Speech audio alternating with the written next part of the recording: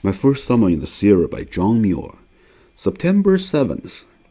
Left camp at daybreak and made direct for Cathedral Peak, intending to strike eastward and southward. From that point, among the peaks and ridges at the heads of the Tulameen, Merced, and San Joaquin rivers. Down through the pine woods, I made my way across the Tulameen River and meadows, and up the heavily timbered slope forming the south boundary of the upper Tulameen Basin, along the east side of Cathedral Peak, and up to its topmost spire, which I reached at noon. Having loitered by the way to study the fine trees, two-leaved pine, mountain pine, albicollis pine, silver fir, and the most charming, most graceful of all the evergreens, the mountain hemlock.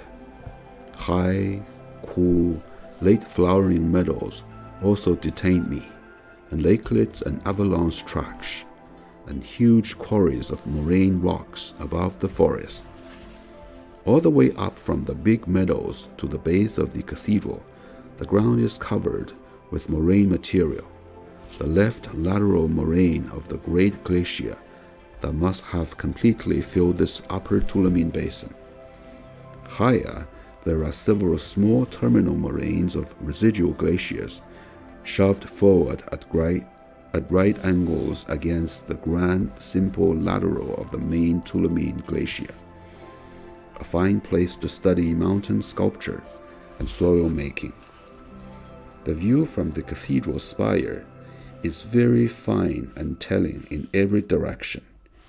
Innumerable peaks, ridges, domes, meadows, lakes, and woods, the forest extending in long curving lines and broad fields wherever the glaciers have left soil for them to grow on, while the sides of the highest mountains show a straggling dwarf growth clinging to rifts in the rocks apparently independent of soil. The dark, heath-like growth on the cathedral roof I found to be dwarf snow-pressed albicollis pine, about 3 or 4 feet high, but very old-looking. Many of them are bearing cones, and the noisy Clark crow is eating the seeds, using his long bill like a woodpecker in digging them out of the cones.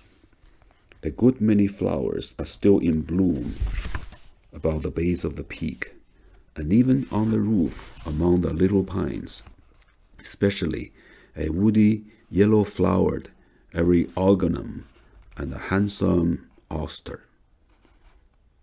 The body of the cathedral is nearly square, and the roof slopes are wonderfully regular and symmetrical, the ridge trending northeast and southwest. This direction has apparently been determined by structure joints in the granite. The gable on the northeast end is magnificent in size and simplicity, and at its base there is a big snowbank protected by the shadow of the building.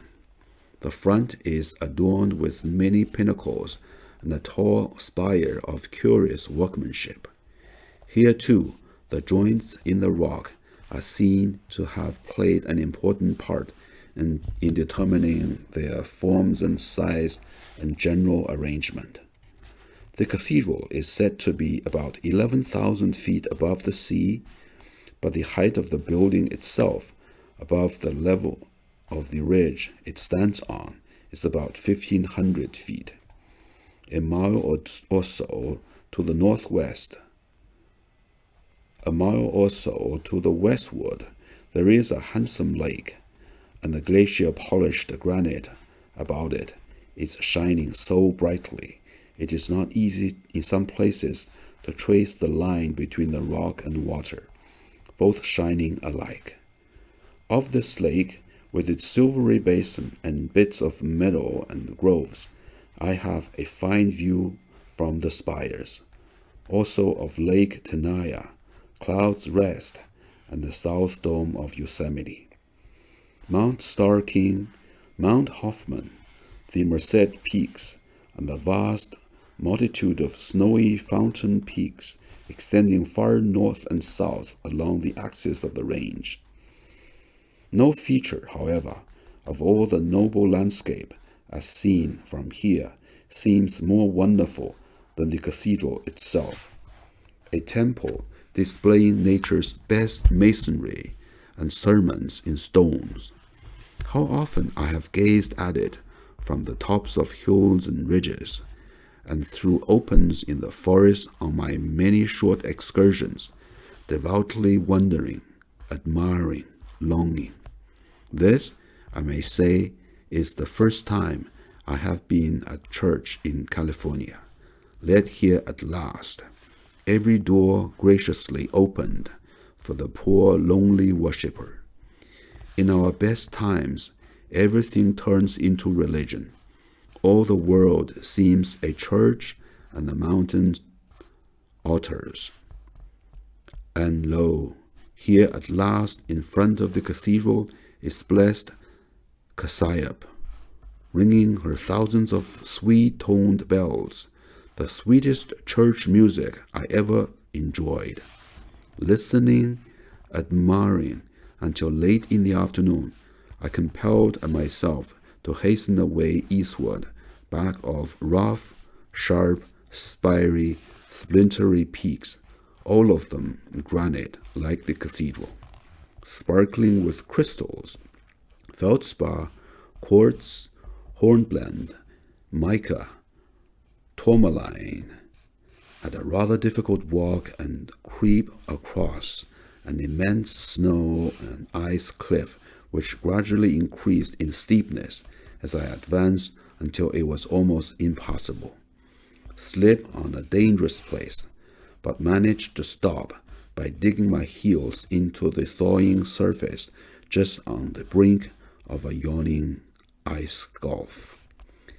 Camp beside a little pool and a group of crinkled dwarf pines, and as I sit by the fire trying to write notes, the shallow pool seems fathomless with the infinite starry heavens in it, while the onlooking rocks and trees, tiny shrubs and daisies and sedges brought forward in the fire glow seem full of thought, as if about to speak aloud and tell all their wild stories. A marvelously impressive meeting in which everyone has something worthwhile to tell. And beyond the fire beams out in the solemn darkness, how impressive is the music of a choir of rills singing their way down from the snow to the river. And when we call to mind that thousands of these rejoicing rills are assembled in each one of the main streams, we wonder the less that our Sierra rivers are songful all the way to the sea. About sundown, saw a flock of dun grayish sparrows going to roost in crevices of a crag above the big snowfield. Charming little mountaineers. Found a species of sedge in flower within 8 or 10 feet of a snowbank. Judging by the looks of the ground, it can hardly have been out in the sunshine much longer than a week, and it is likely to be buried again in fresh snow in a month or so, thus making a winter about 10 months long, while spring, summer, and autumn are crowded and hurried into 2 months. How delightful it is to be alone here. How wild everything is, wild as the sky and as pure. Never shall I forget this big, divine day, the cathedral and its thousands of Cassiope bells, and the landscapes around them, and this camp in the gray crags above the woods with its stars and streams and snow.